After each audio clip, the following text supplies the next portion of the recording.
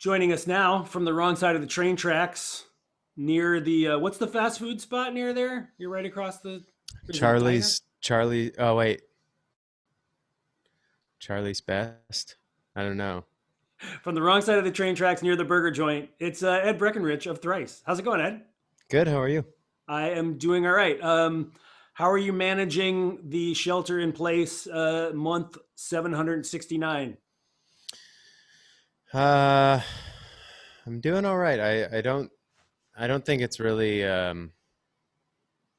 good for my musical brain necessarily. I think Mm-hmm. some people like have had like a good a good time of it because they end up kind of having a chance to focus. But the way that my brain works musically, I get inspired and I have to do so. I have to like capture it immediately, and it's been hard with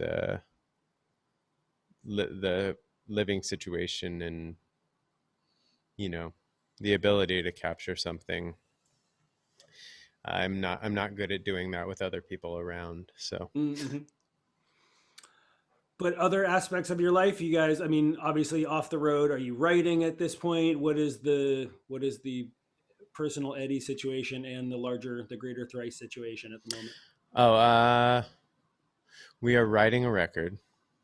um Thrice is writing a record, and we're just trying to compile the ideas. We have like a shit ton of ideas so far, so we're just trying to like whittle them down into like a record, and then we're going to record it ourselves. So I'm taking the time to soundproof and fix our rehearsal space into something that's recordable. And yeah, we were getting together for a bit, but now we're in a phase where that doesn't really make sense because we're kind of hammering out the details. So we're kind of now like doing stuff apart again, and we're going to get back in a room together. So Well, that's a huge undertaking. I mean, you guys have long sort of, I mean, you've done all your pre-production yourself, I feel like, and you guys have mhm. certainly determined the musical direction, but like actually tracking the record from the ground up, this will be a first for you guys, right? No, actually, Oh, it won't be. We did Beggars and the Alchemy Index ourselves. We had other people mix, but right. we record that. Tepe, our guitar player, used to have his garage converted into like a studio space, and we have recorded like that, like we will there, or what the hell? We will be recording like we did there here. What? Yeah. Uh, That totally makes yeah. sense to Yeah. me, man. Okay. So let's see. How did you guys? So Beggars and Alchemy were decades ago. Yeah. So then you went back to the traditional recording studio route. What did you guys feel like you were missing in the interim, or what are you hoping to achieve with the DIY approach this time Well, our last record, Palms, we around? did all the uh, guitars, overdubs, piano, I anything remember like that. that. That was all also done ourselves Yeah. in like our friend's studio space. Um, and I think when we work that way, the recording becomes more of the creative part of the creative process. Like it doesn't end. Our issue is when you go into a studio, like somebody's time that isn't the band's is involved, and like you Sure. don't want to like there's like a struggle for like I don't know how you would Well, put it, like you're ceding control, right? This way, you guys are able to dictate the entire process and yeah. keeping it all in house, which is cool. Yeah, or I mean, and and there's less of a chance of one of us like having an idea and be like, I don't know if it's worth it. You can just toss it out there, and everybody will be like, oh yeah, cool, let's try that out, or we can do it tomorrow, or Mhm. whatever. And I think we work well that way. But that's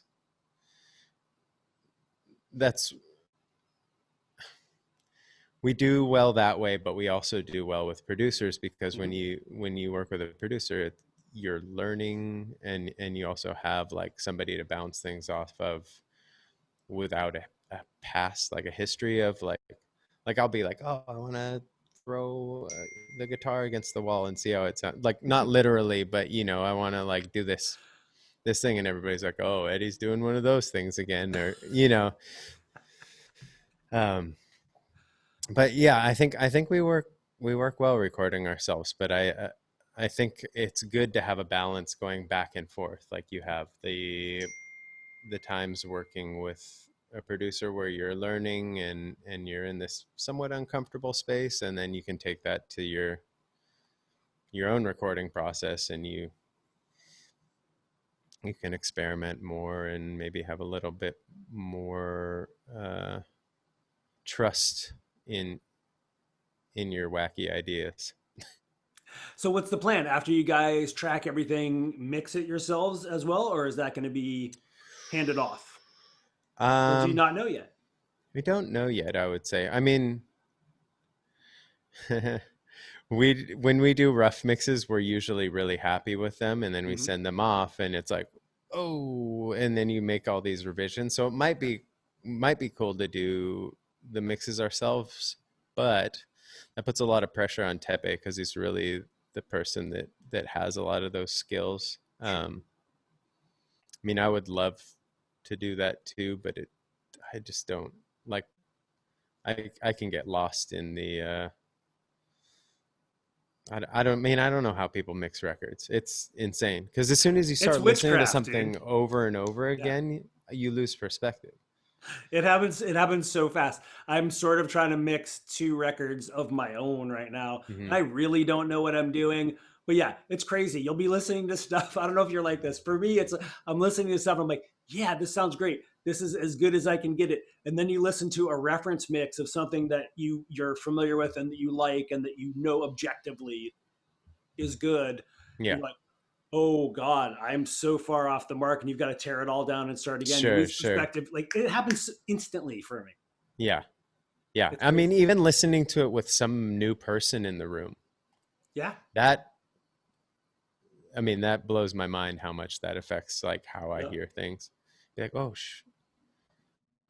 like every all of a sudden everything becomes like way trebly, and you're like, wait, how did that just shift by this one person all of a sudden being in the room? I don't know.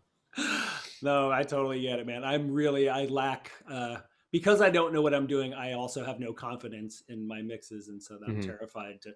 I I basically won't play them for anybody. I'll just like put them out, like throw them up on Bandcamp or SoundCloud, and be like, here, I'm done with this. I need to Sure. just wash my hands of it. Yeah. All right, so I know there's one other interpersonal thing I wanted to check in. I know you sustained a bizarre woodworking injury. Oh yeah. What happened, and how are you healing? I broke my thumb.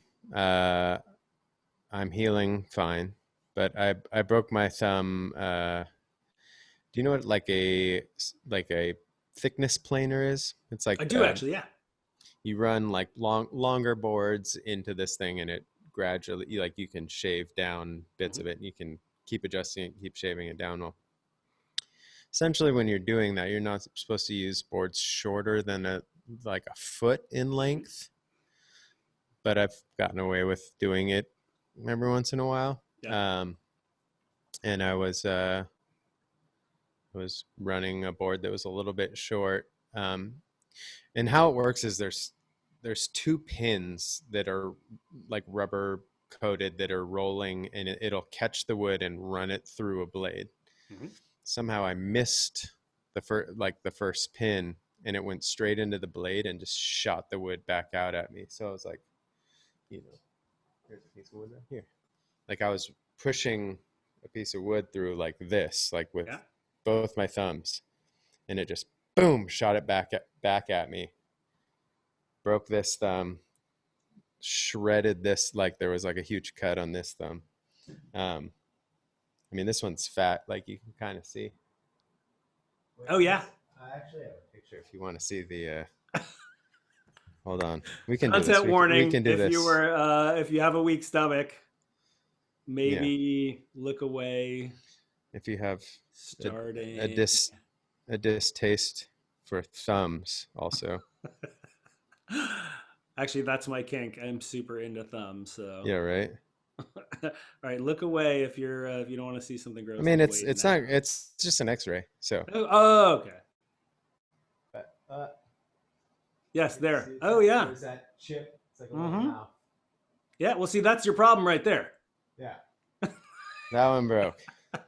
So all the skateboarding and all the radical shit you do, and you managed to break your thumb woodworking. That's pretty special. Yeah, it was such a yeah. It was such a bummer too because it was like right in the beginning. I didn't get anything done. It was like the first thing that I started doing that day. Yeah. Yeah, Well, at least you didn't have to cancel any gigs because there aren't any. yeah. Well, you know what's interesting is that was at the time when that happened. It was when we were getting together to write some of these songs. Mhm. We have like HEPA filters in our studio, and we air it out every like hour and do all this stuff. Just warning that we're taking it seriously even when we get together. But and I ended up practicing that evening, but it was fine because I just played with my fingers and didn't use my thumb. Right. But so stupid. I mean, yeah, I shouldn't have done that, but also like I can't believe I broke my thumb. Planing. Yeah, I'm glad it wasn't worse, and I'm glad you're going to be all healed yeah, up for when people can play again. That's awesome. yeah. I got 2 years or however long it's gonna take. Yeah, you're going to be back and better than ever. All Yeah. right, moving on. I've known your brother forever. I've known you and played in a band with you for several years. So I feel like I know a little bit about the origins of Thrice and you guys as musicians, but like, how did you get started playing bass and why did it end up being bass and not guitar or something else? It's pretty classic bass story for me. Like there were already two guitar players, and I had a guitar. Like I was a big fan of Metallica when I was a kid. Um, and I had a classical guitar because I wanted to play the classical parts Mm-hmm. in Like the fade to black thing. yeah, Intro. those things. Yeah. Um, and when I met Tepe, our guitar player, he was like fellow skateboarder in Irvine where we grew up. And we ended up finding out that we had similar tastes in music. Like right when I met him, we kind of like, oh, you like this band and this band, Iron Maiden or whatever the heck it was. Mm-hmm. And then he was buddies with our singer, and they were talking about making music together. And I was like, oh, like if you need somebody up, I'm down too. But it looks like you already have two guitars. And they'd be like, well, do you want to play bass? It's like, I guess I could borrow a bass from my brother's, like Riley, my brother at the time, who's our drummer. For people that don't know this stuff, he was in a band and with like some of his longtime friends, and I ended up borrowing a bass from their bass player. And then I started that way. And how long had you been playing guitar at that point, or did you have any proficiency on guitar? You just hacking around? Yeah, I was pretty bad. Like when we first got together to play music together, I couldn't listen to what everybody else was playing and play along with them. It was almost like trying to sing and play guitar at the same time. I couldn't do that. So it was like a real battle from the start for me. So what happened? Was it just a question of just like putting in the reps and eventually everything fell into place magically? Pretty much, yeah. We ended up grabbing my brother to play drums with us until we found somebody that was our age, and then that ended up staying. But yeah, we ended up getting together a couple times.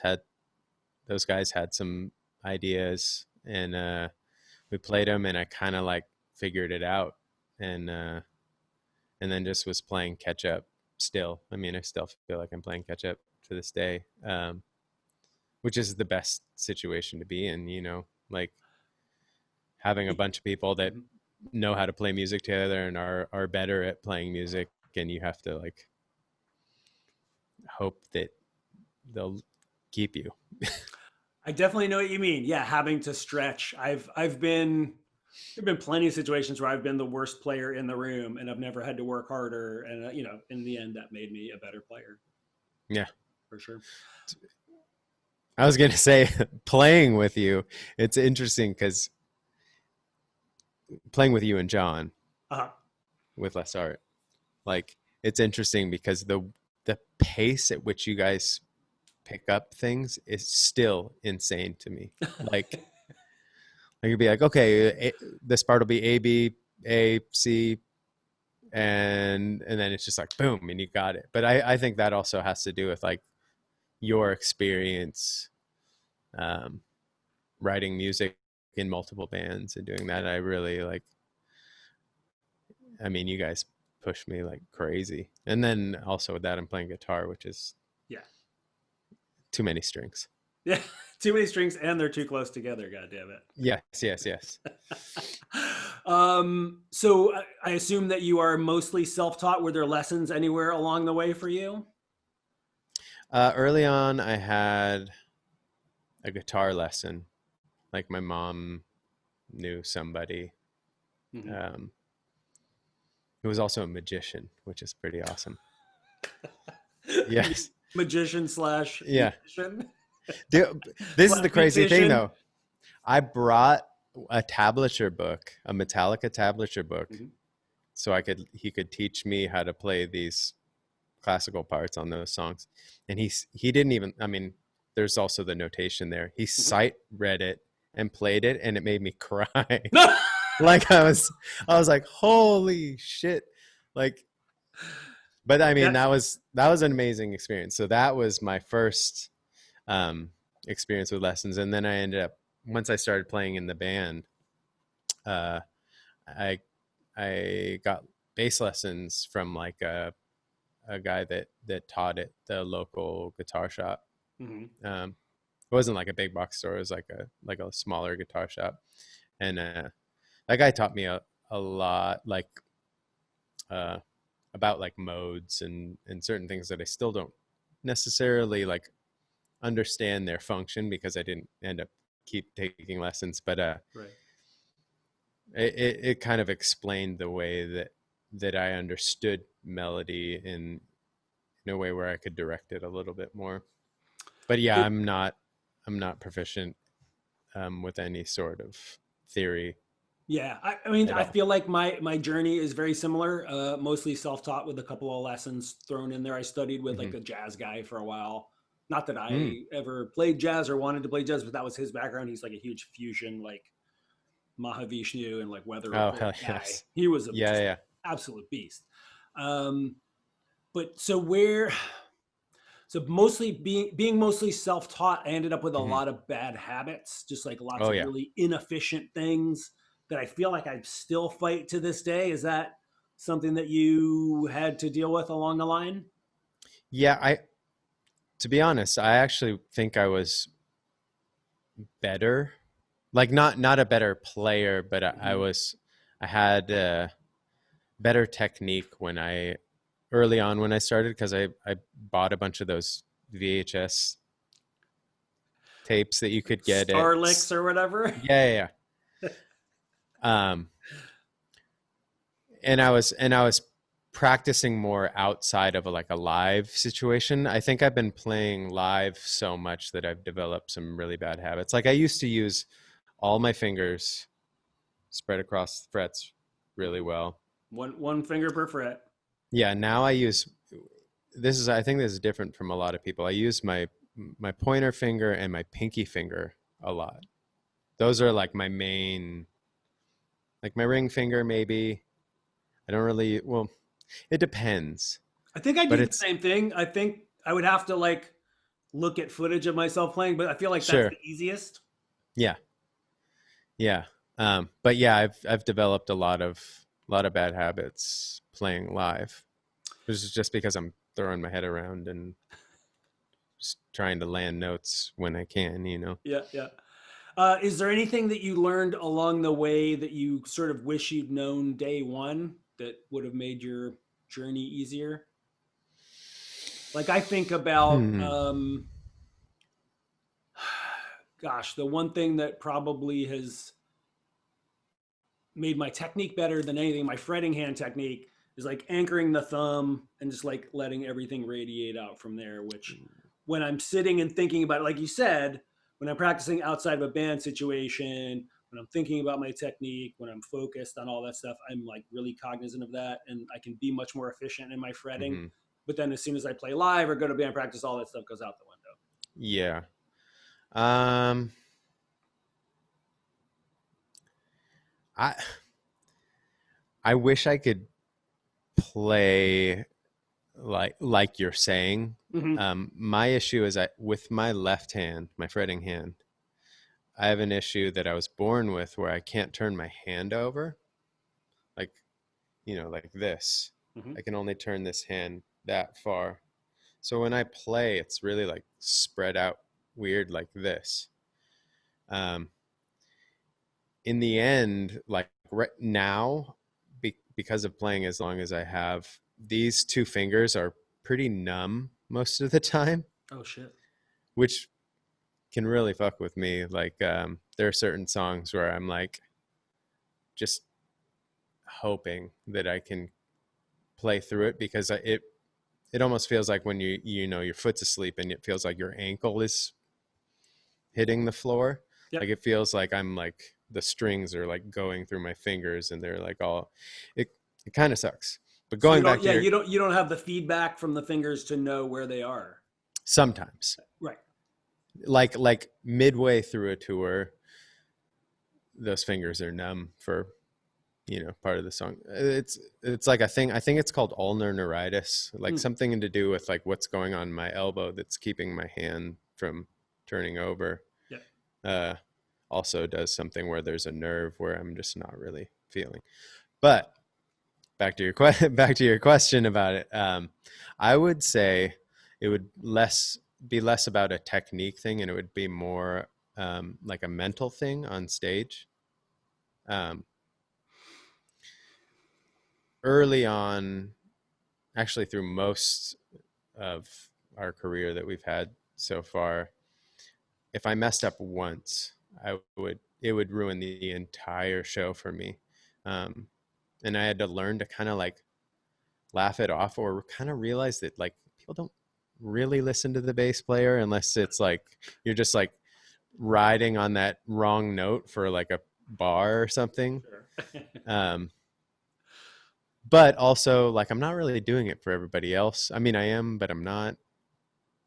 And that's also something that I guess I've learned is like I can do fun things playing that I'm sure nobody knows. Even the guys in my bands don't even know I'm doing because like Yep. in the mix of everything, it's hard to hear, unless you're listening to what I'm listening to is the bass cranked and the drums cranked because that's Yep. what like that's kick snare bass at like 2K, which is like the string noise. Like people aren't hearing that in the bass, and I'm hearing a ton of that, and which is going back also like mixing records. I'm like, well, can we like bump up that 2K a little bit because that's No, that's we what I can't. no, that's where the guitars are. But come on, that's my sound. So You and yeah. Mike Dirnt from Green Day. That was his secret weapon. Oh really? Yeah. I All actually that TK. learned that from Andy, who is a bass player in Piebald. Mm-hmm. Not necessarily the 2K thing, but like the mid range being like the best part of your bass tone. You Yeah. know, I mean, not everybody thinks that, I'm sure, but I mean, like, that's the character. You got to have the ass end. You've got to have the fundamentals. But like, yeah, the character, it's up there in the high mids. sure, yeah. Well, speaking of Mike from Green Day, let's talk about your infatuation with grabbers. Ooh, How did you come to adopt that as your bass? And then how did you come? I don't know if folks know this, but I feel like your main thrice bass is one of the ones that you built from mm-hmm. scratch. So how did you start on this journey of grabbers, and then what drove you to create your own? Our first U.S. tour was with Caven. Was this Plea for Peace or something else? That was Plea for Peace. All right, I saw you guys So on that tour. yeah, it was with Caven. It was also with Hot Water Music, and Yep. at the time, I think I was playing a G&L, either a G&L or yeah, I think I was playing a G&L. But the grabber, I mean, Caleb Schofield. The man. I mean, his bass tone was so much a part of Caven. I feel like, at least I felt that. Well, I guess I was a bass player once I started listening to Caven, but like, just like the way that bass tone worked with that band was something that I thought was amazing. His playing was amazing. The fact that you could have like a growly bass tone and then these ethereal guitars and it's just awesome. So we toured with them. I loved his bass tone, but I didn't have any specific love for the grabber yet. I thought it was awesome. I also thought Brian Cook, who I'd seen in Botch, also a grabber, but I didn't really like, I wasn't like, oh, I'm going to go out and get a grabber so I can like do what these guys are doing. I just wanted to get the bass tone that they had, kind of. And then we ended up recording with Brian McTurnan, who also recorded Caven. And he was like, I have a buddy that has a grabber that he wants to sell. You should get it. I was like, oh, hell yeah. And then I did. I got it. And instantly I was like, oh, like this is why it's like passive bass pickup that is like dark but not like muddy. Mm-mm. It's a really interesting pickup because it's like a P bass pickup with like the high of a P bass kind of rolled off a little bit, and that's what makes it dark. Mm-hmm. So yeah, it's a humbucker. It's a humbucker, but it's not the Music Man humbucker. I mean, that's I think when most people think of humbuckers in a bass, like that's the boingy basketball sound is what. Yeah. With it. I want to know if it's do you know that it's a humbucker? I have always assumed that it was. I know Bill Lawrence designed the original one. Yes. And I know I feel like his wife is still around in the biz. We could probably reach out and find out. That would be amazing. So you've got your first one, and then you've built a bunch. Yeah, I have it. I can grab it if you want to see it. Let's see it. The first one. Let's see the first one. Let me go. I'll be right back.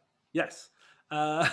So while Eddie goes to grab that, I will just say that those pickups you can't find them. It's not like anybody makes a direct drop-in replacement pickup. So I know you've had to go elsewhere to find these things. This is the OG one. Hell yes. Which had been refinished. There's some like they painted the bevel or stained the bevel. Yeah, was this stripped at some point? And yes, and this, even though it's a bolt-on neck, this neck is glued somehow. This is why I got it. This is why I got this for $275 also. For sure. And as I was talking about this with Brian before, it's so difficult. Like I feel like from the Norland era Gibson stuff, like the quality control was real spotty.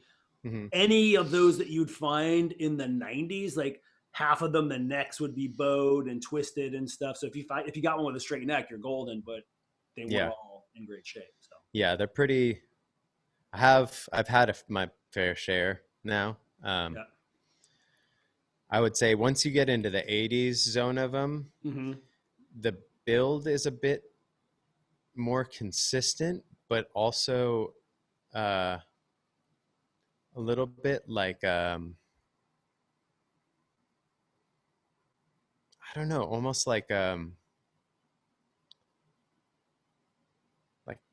plasticky, like it not plasticky, but it just seems like it wasn't built by like a human. It was maybe built by a robot, but I think that would have been before that, right? It definitely would have been pre-robots. Yeah, they weren't even. I mean, they might have been doing like very early CNC stuff, but Yeah. I just know like the Norland era Gibsons have the worst reputation, way worse than Mm. CBS Fender. Like those Sonex guitars that are actually going for $600 and $800. You used to not be able to give those away. They're fiberboard, like pressboard bodies. Yeah, yeah, yeah. They're terrible. It's like Terrible. they're made of like applesauce and old newspapers. Like they're Yes. really bad. But I feel like the earlier versions of them, the 70s versions Yeah. of them, you either get a gem or a complete piece of shit. Yeah. And the necks are Cracks. a lot more flimsy in that Mhm. era, Interesting. but they're also not as like they just seem like they were shaped by somebody who was putting their hand around it rather than shaped by like somebody that didn't even like touch Gotcha. it. There's some. I guess care that's what I mean involved. by the like built by a robot Yep. thing. It's a bit awkward. Yeah. So what drove you to want to make your own? Were you trying to improve upon a thing, or were you just wanting to have one that was consistent that you knew you could rely on, or you were just a fiddler? I've always been a tinkerer.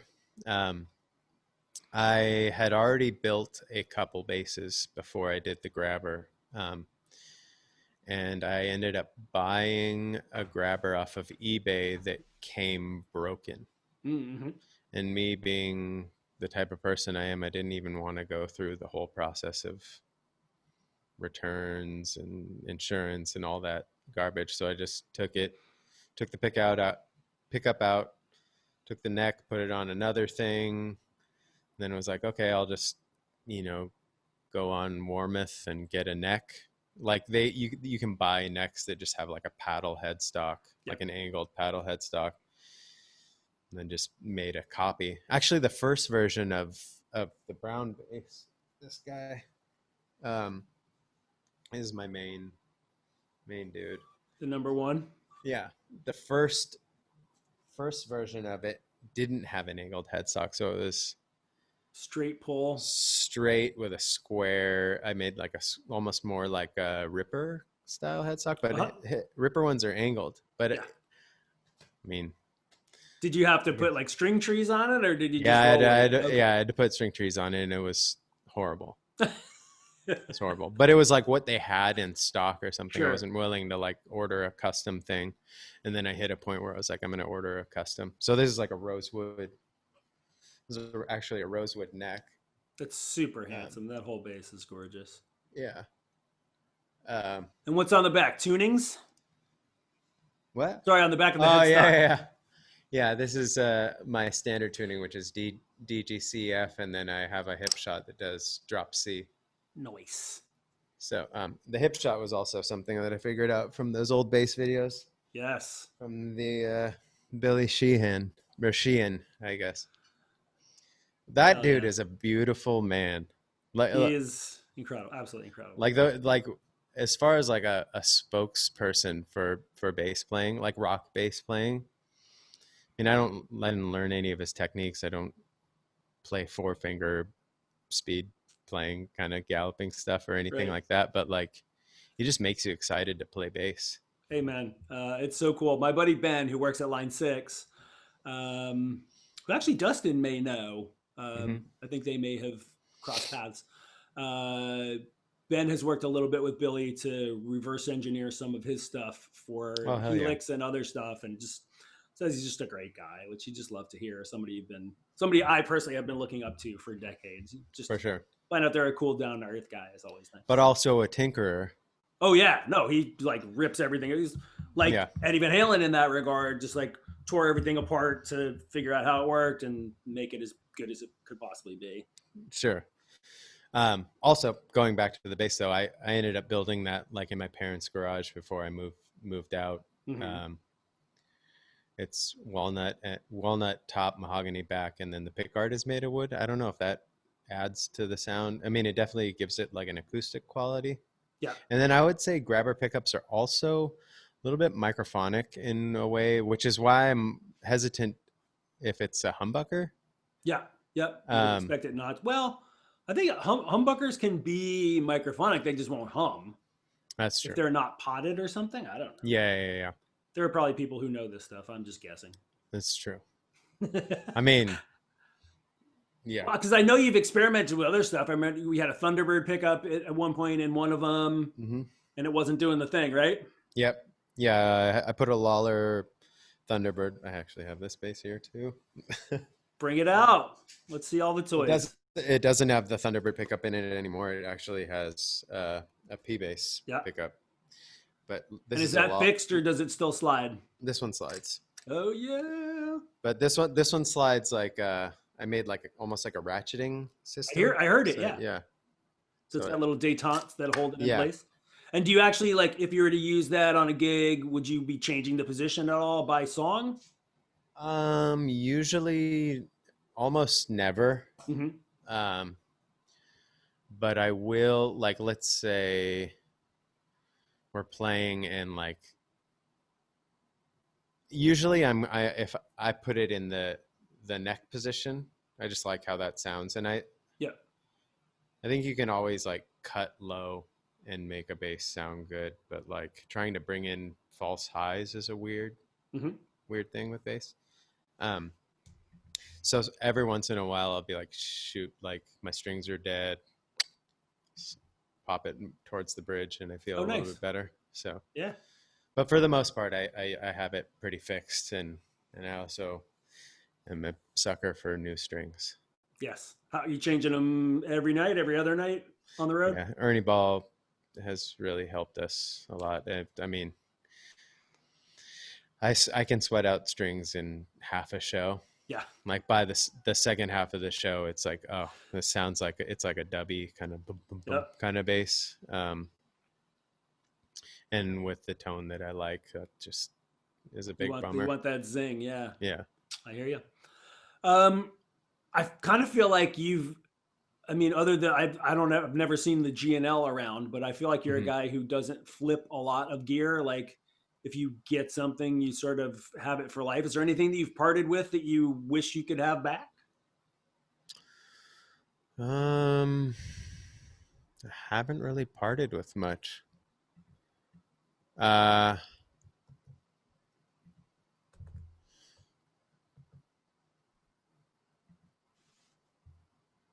I don't know if there is, to be honest. I have my first like Music Man bass. I kind of wish that I didn't rip the frets out and turn it into a fretless bass. I mean, but then again, that's also a part of it. Like Yeah. I got into Jocko, and then I was like, I don't really play this bass anymore. I'm gonna rip the frets out and I use the tube epoxy, like the kind To of the fill the clear, yeah. it just like put it over the whole thing and then ran like, yeah. And it works. I mean, it sounds like a good fretless now, but that's also I did so much stupid shit. Like that's a Music Man bass that I also brought it to a guy and was like, "Hey, can I put a quarter bound Seymour Duncan like P bass pickup in this also?" Sure, why not? So that bass has like a Music Man as a bridge pickup, Yeah. and then a quarter pound P bass, which I ended up just playing the quarter pound. Like that's the thing. I love the way Music Man basses play, but Yeah. the tone that you get out of them is very different from the tone that I have because it's so mid-range centric, and that Yeah. those basses are so low end, high end. Uh, Man, yeah. I just like I remember playing and like touring in the this would have been the mid '90s, so like earlier probably Fat Records Mhm. era than maybe you're familiar with, but like we played with all of those bands down in SoCal, and every single dude had a Music Man, and Yep. every one of those dudes sounded like they were bouncing a basketball in an empty school gym. I mean, it That is works so well I mean, but in then context, yes, it can work. sometimes people, I mean, Joe Lally, He's the one that comes to mind. Yeah. he can, like that bass sounds perfect for Fugazi. Yep. I mean, even Nate from Converge, when we toured with them, he Hmm. was playing a Music Man, and it sounded, I mean, it was distorted and it Yeah. sounded great. Radiohead, guy normally doesn't play one, but the songs that he does, this also distorted, by the way. I don't Yeah. know if this is a thing. I think he played it on Mixomatosis, which is that that song. I just remember seeing him live. And I was like, oh, Music Man instead of the P bass here, and it's distorted. That's pretty cool. So Yeah. You might be onto something there. yeah, Just add some dirt. yeah. That's cool. Well, since it's sitting right behind you, let's talk about this monster rig. Ah, No longer playing SVTs. We've got the Super Bassman. yes, Super Bassman. Yeah, through an Ampeg cab though. That's kind of like my something about the Ampeg cabs. They kind of like they like compress the tone in a way that's really nice. I've played with other cabs and it just, especially live, I mean, you can do it, but it just doesn't really do the thing that I like. And I didn't know that when I played Ampeg through it, but once I was able to play like a different head through it, and there was the option to play a different cab, I was like, oh, I need that Ampeg cab. Yeah. But where's the stripped one? I just see this is not the usual one. This is one that I actually got, I guess 2 years ago now. God, time. What a concept. But yeah, the stripped one is in our like storage space. This one is actually pretty special one. In what way? It's so our part of our business management works with Jason Newstead. I think I see where this is going. It's one of his old cabinets, which is insane. Yeah. And also why I would never have it on the road now. But yeah. Is Crazy, it stenciled? Right? Does it have anything cool on the back? It does. Yeah. I mean, the opportunity came up and it was kind of a difficult, like it would be a difficult handoff. Yeah. I've been to that warehouse. I've gone to like freight forward gear out there. Metallica has a giant warehouse near the San Francisco airport. And so I've been through that facility. It's just an ungodly amount of gear. It's insane. I didn't get to go there, sadly. But there was like a delivery that we worked out with like one of our business manager's friends who had a truck, and we were playing a festival in Mountain View. Yep. It was bananas. Like the fact that it ended up working out was, I feel, really lucky and fortunate. But that's so cool. I mean, I mean, Jason Newstead was also like that dude. Absolutely incredible. For somebody to replace Cliff Burton, he was the dude. Like, he's the dude. I feel bad that they punished him, but I was a fan of Jason Newstead pre-Metallica. He was in a band called Flotsam and Jetsam, which people know now, I feel like. But yeah, that Doomsday for the Deceiver record came out late 80s. I couldn't tell you exactly what year, maybe 86 or 87 or something. And I went apeshit for that record because he was just blowing on the entire thing. Like, it was a band built around the bass player, like Talus for Billy Sheehan. Sure. Yeah. Yeah. And I just listened to nothing else for like a year. Yeah. It's so good. I can't listen to it now. It does not hold up. Was it kind of funky or no? No, there wasn't really any funk. Okay. There was some the name sounds funky, but it really does, yeah. And there was funk. Like, that was the beginning of funk starting to creep its way into metal. But I feel like that was a little bit later. Yeah. All right, let's talk about the playing a little bit. Yeah. Everybody has a go-to riff that when they sit down at a Guitar Center or at Soundcheck, or when you're at a friend's house trying something out. What's your go-to Soundcheck riff? There's a few things, actually. For the most part, for at least 15 years, it's been I don't know the names of the songs. Well, I do know "Carry On My Wayward Son" By Kansas. by Kansas, Yeah. which actually I learned through Billy Sheehan in one of those VHS videos because Hell he was like, yes.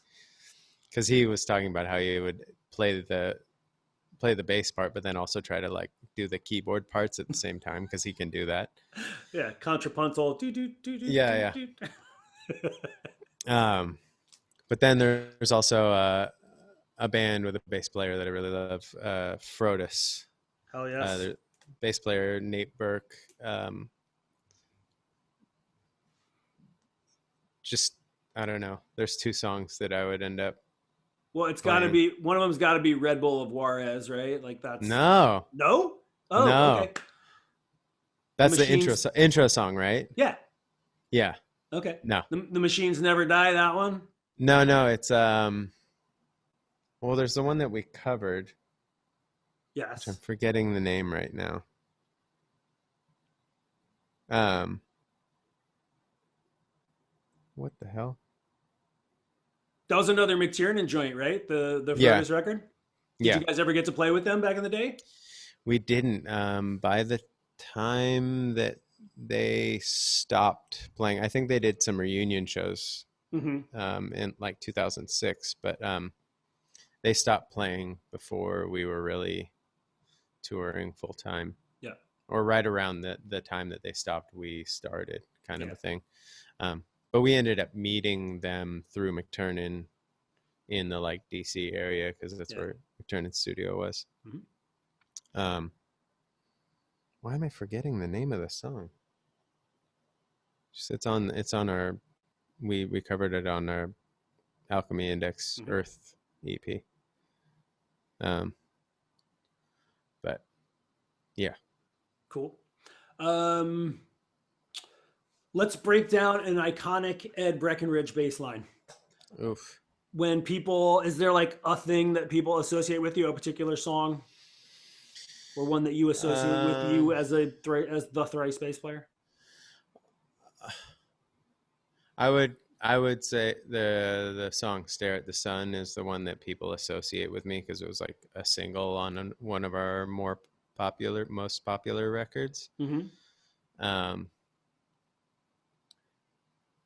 Yeah, like I mean, it's not my favorite thing to play, Uh-huh. but I think people associate it with me. It's like a busy bass line. I mean, do you want me to I play would these love for you to things? Or? bust it out for us right now. Let's do it. Shit.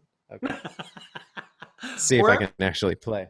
If there is something else that you would prefer to represent, let's do that instead.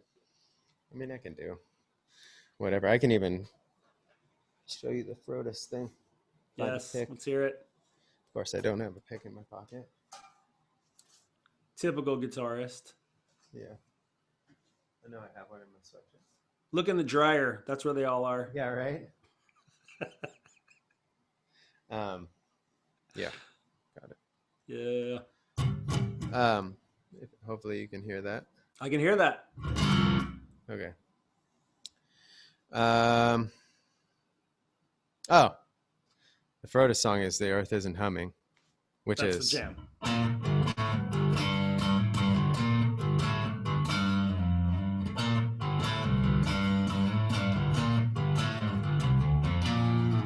like that would be So badass. It's so sick. I mean, yeah, I don't know who, like, obviously that part would have had to been the first idea in the song, or if it wasn't, Almost certainly. that's some magical. That's the thing. I would actually like to ask you this. Do you ever think about that, like parts in songs, whether they came before or after the original riff or idea of the song? Because as a bass player, a lot of the times you don't really get like the first part to develop the song off of. Sometimes, but Yeah, I feel like in most pop and rock stuff, yeah, the bass is, it can be an afterthought, or it can just be, something that sort of came along and followed the chord progressions. I feel like in a lot of heavy music, that's not as often the case. Like the bass songs can be built entirely around the bass, and that has to be one because the guitar in that one is just doing those crazy high warbly like vibrato things. Yeah, Like yeah. that definitely sounds like a Yeah, sauce sure, that was sure. poured over top of it. Sure, yeah, yeah. I would be surprised if that one it wasn't built around the bass line. Yeah, yeah. But no, I probably don't think about that as often as I should. Yeah. I think about it a lot because yeah.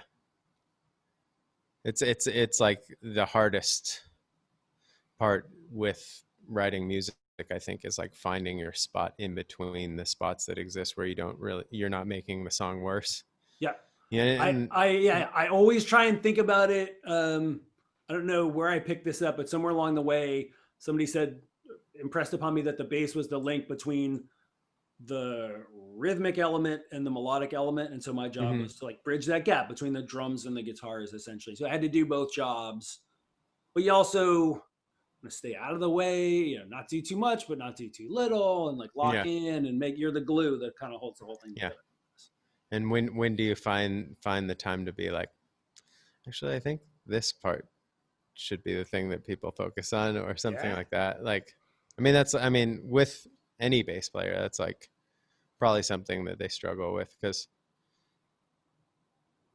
for example, this Stare at the Sun song, it was like something that I made first and the song kind of developed off of that. But like a lot of the times, like I might make a part that I think is really cool, but then you have to make a whole other verse, which we might do. Like Thrice will be like, okay, here's this verse and I'll make this part that goes with it. And I'll be like, it's too much. Can we do a second verse where everything shifts and then this part can kind of be the focus? And it works, but yeah.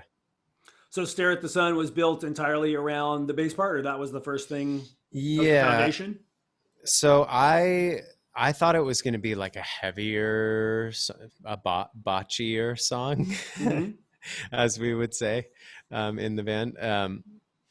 It was more mathy originally, and then we were working with Brian McKernan at the time, and we had a fair amount of mathy stuff on that record already.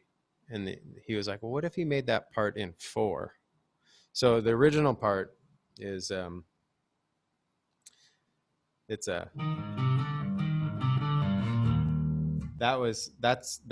are the notes of the original part. So that would be in 3. It was like 3, but it had this weird flip-floppy aspect of it. So it was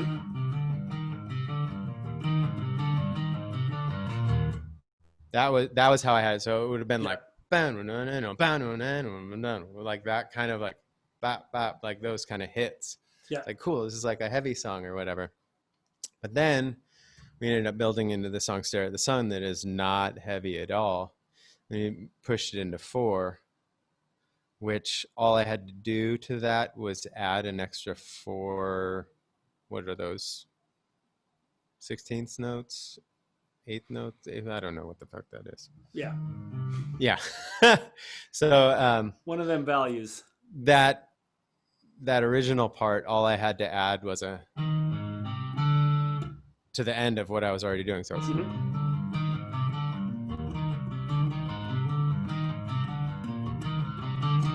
like that's so it's still retained the weirdness and the sort of lack of center. Yeah. But it just worked over a 4/4. Yeah. And then we ended up speeding it up a little bit too, which made it more like a little bit zoomy, a little bit harder to play. Yeah. So I think when we were recording it, I was like actually having a difficult time. My hand was like freezing up and all that. But it isn't super hard to play once you kind of like play it slow and speed it up, but it is a little bit it is a little bit hard to play over an extended period of time if you're not used to playing like that, you know? Oh, yeah. I mean, for me, like I'm not a fast player per se, and stuff like that. I mean, is that something that when you're fixing to go out on the road, like I assume this is this one that you guys do live typically? Yeah. Okay. Is it like, do you have to like get your chops in shape to be able to play this every night? Like, Or like if you did a fly Um, in tomorrow, could you rip this one with the adrenaline going and everything? uh, Depend. This is interesting about the sound check thing. Uh huh. Sometimes, you play the sound check and you just like totally botch the thing that you've been playing for sound checks every time the whole tour, Sure. Yeah. and that'll like get in the head, and then you play the show and then you have a horrible show like that. Yeah. That's how I work it. It actually reminds me of skateboarding a lot, to put those two things together. Like there's just some days when like I'm just not, I just can't do the thing, Mm-hmm. and I'll struggle through it. And like that one, like I've had plenty of shows that I've been like really pumped on and felt like really good. And then you hit this song and it'll just be like, and just mortified. And I've learned to like kind of let it go and kind of laugh, but it sucks. Like Yeah. it sucks to not play that good. And for the most, I mean, I play it through the verses. There's one verse that's like twice as long as the other one, but that's all I really need to do it. So yeah, And I don't you know. can't just focus your bass like you can when you're having a shitty day skateboarding. That's true. Well, Or you shouldn't. yeah. So my wife is a dancer, and she dancers apparently have this thing where they say they feel like they're on their leg, Hmm. and that's like a thing that like for whatever reason just a visual like an image that super works for me. Like it's like yeah, just some days you're just not on your leg. It's like Hmm. there's some days where the bass just feels like an extension of you, and you can't play a Hmm. wrong note if you tried. Everything's just natural and it feels great. And there's some days where shit just sucks no matter what. Yeah. Just I would say a lot of that also depends on how the stage sounds. oh, absolutely, 100%. Yeah, yeah, yeah. And it's interesting because I mean, I don't know how many people that are seeing this play live music necessarily. I mean, I think there's a lot of people out there that love playing bass that don't need to play live music, but They're actually much smarter than us, it turns out. yeah. Um, but it's crazy how much you play shows where you cannot hear what you're playing. Like there have been shows that I've played where I hear so little that I have to really like focus on like if I'm getting that pick to land at the same time that I'm imagining my finger hitting, and I don't know what notes are happening. So I could like if I'm not in like the groove of playing a tour, like if it's like a one-off show Mm-hmm. and I can't hear stuff, it's hell. Like Yeah, not hell, it's a blessing to be able to like play music in front of people and do the thing, but like to do it where you're trying to represent this thing and help people feel, if they're familiar with the music, like feel the joy of being immersed in the live music, and you don't know what you're doing, like you can't yeah, tell if you're doing it, it it's so frustrating. yeah. No, And it you're just happens like often.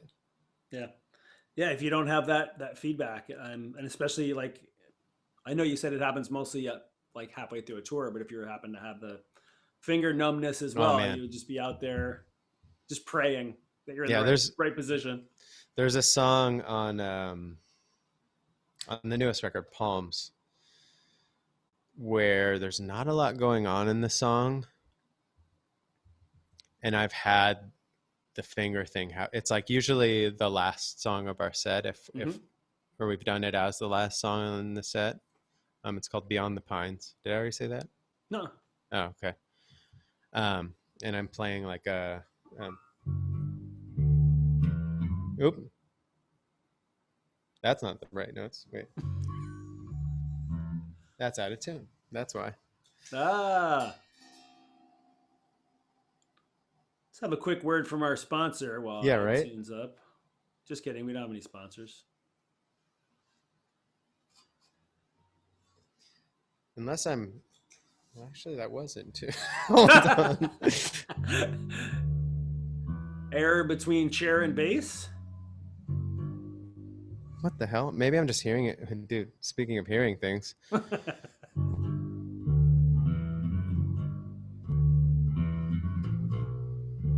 That sounds familiar. Yeah, that one. Yeah. I've had these fingers go numb, and I'm just like, just, ugh.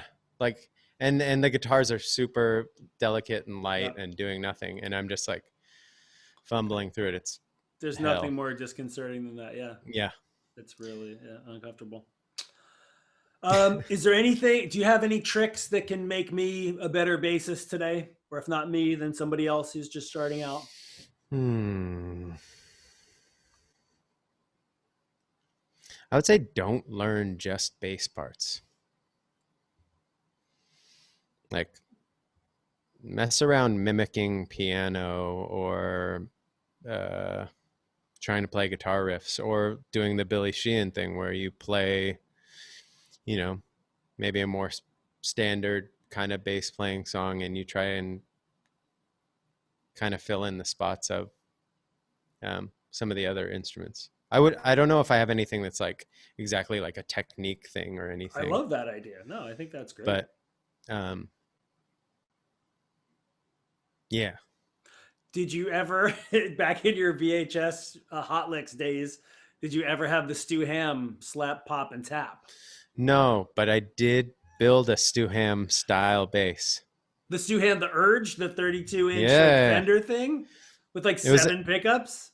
It was another hack job. It was so I actually did get rid of a bass, but I don't want it back. I had a Fender Deluxe jazz bass, and I put a P bass pickup in the middle. That's cool. I love that. So it was the Urge. Yeah. I didn't see that video, but I was well aware of Stu Ham. I mean, I only mention that because he did the Linus and Lucy, the Peanuts thing, where he's playing the bass line with one hand and then doing the right hand piano part, like tapping it. So yeah, don't do that. Don't do that. All right, before I let you go, I need you to tell me one absurd story from the road. What have you got for me? I got one. Actually, it would be interesting if you ever talked to Nate Newton. Yeah. Yes. Oh, I'm planning on it. Yeah. We had a tour with them, or like we played part of a tour with them. And the first show was in Pittsburgh or in Pennsylvania. It was in Pennsylvania. And we had the address for the show. We map quested it. And since we were driving from Orange County to Pittsburgh, it was like a 3-day drive. Sure. And sleeping in the van, there's like early vibes where we weren't getting hotels or anything. We rolled up to this address that was not a venue. Probably about 2 hours before the show started, driving around. I mean, this is like really like, I think it was before cell phones, or maybe we had one cell phone for the band. Yeah, I remember those days. Ended up calling their booking agent, I think, or calling our booking agent and be like, yo, this, like, where is this? Like, we're here. Like, what? And they're like, oh, it's not actually in Pittsburgh. It's in Williamsburg or something. It was this venue called Mr. Roboto. Okay. Could that have been Williamsport, like where they have the Little League World Series? I don't know. Possibly. Okay. So we're like, oh shoot, call their booking agent or whatever. I'm like, yo, we're running late. We're gonna get there. It's like, sorry, blah blah blah. We end up driving out of Pittsburgh and make a wrong turn during rush hour and go the wrong direction over a bridge, and we're like, oh shoot. So we end up going the opposite way, and then like traffic is like insane, and we ended up calling them. We're like, yo, we're not going to make our set time. Like, what should we do? We called our booking agent, ended up calling, I think, their tour manager. I was like, yo, like, we can't, like, I don't think we're going to make our show. I just can't imagine having driven 3 days and you're going to miss the first show. That's It was, and then we nightmare. were opening, like, Yeah. like nobody knew who we were. And we called our booking agent, and we were like, yo, like, we're not going to make this. What should we do? He's like, just call him, tell him you'll meet him at the next one. Our singer was sick at the time, but we didn't want to make too many excuses. But we were like, fuck. So we missed the first show. And this is Converge, Hope Conspiracy, American Nightmare. Yeah. Goddamn. All Boston bands, maybe close-ish to Boston. Yeah, close enough. We come to the next show, nobody's talking to us. And we learned a lot. You know, like we blew it. They were pissed. We ended up becoming friends with them, but it took a while, and it was like, I think there was a little bit of miscommunication. They thought we were just going to wait for a bigger show, which is a weird, I don't know what a bigger show is. I mean, I guess, but yeah. Cool.